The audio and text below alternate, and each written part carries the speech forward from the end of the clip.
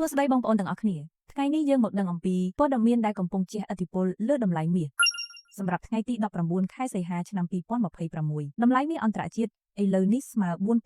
$4360ក្នុង1អោនគិតជាហាងឆេងមាសខ្មែរយើងស្មើ$7253ក្នុង1តម្លឹងឬស្មើ$525ក្នុង1ជីតម្លៃមាសកំពុងមានការប្រែប្រួលខ្លាំងដោយនៅព្រឹកនេះមាសបានហក់ឡើងបន្តិចមកជុំវិញ$4360ក្នុង1អោនបន្ទាប់ពីធ្លាក់ជិត 2% កាលពីម្សិលមិញ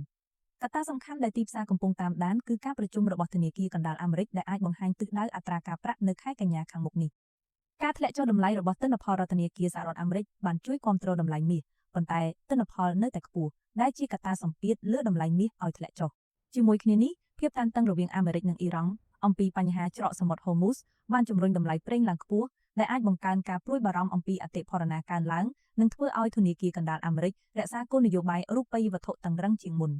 ដូច្នេះសម្រាប់តម្លៃមាសបច្ចុប្បន្នមានការប្រទាញប្រទង់រវាងតម្រូវការទ្រព្យសុវត្ថិភាពដែលគាំទ្រតម្លៃមាសឲ្យឡើងថ្លៃនិងទិន្នផលខ្ពស់នៃសញ្ញាបត្របំណុលអាមេរិកដែលដាក់សម្ពាធលើតម្លៃមាសឲ្យធ្លាក់ចុះសរុបមករយៈពេលខ្លីតម្លៃនៅតែមានភាពសន្ទុះប្រែប្រួលឡើងនិងចុះនៅជុំវិញតំបន់$4300ទៅតំបន់$4400ក្នុង1អោនដដែលប៉ុន្តែប្រសិនបើធនាគារកណ្ដាលអាមេរិកបង្ហាញសញ្ញាកាត់បន្ថយអត្រាការប្រាក់និងទិន្នផលរដ្ឋធនាគារសហរដ្ឋអាមេរិកចាប់ផ្ដើមធ្លាក់នោះតម្លៃមាសអាចមានឱកាសស្ទុះឡើងវិញសូមអរគុណសម្រាប់ការតាមដានទស្សនា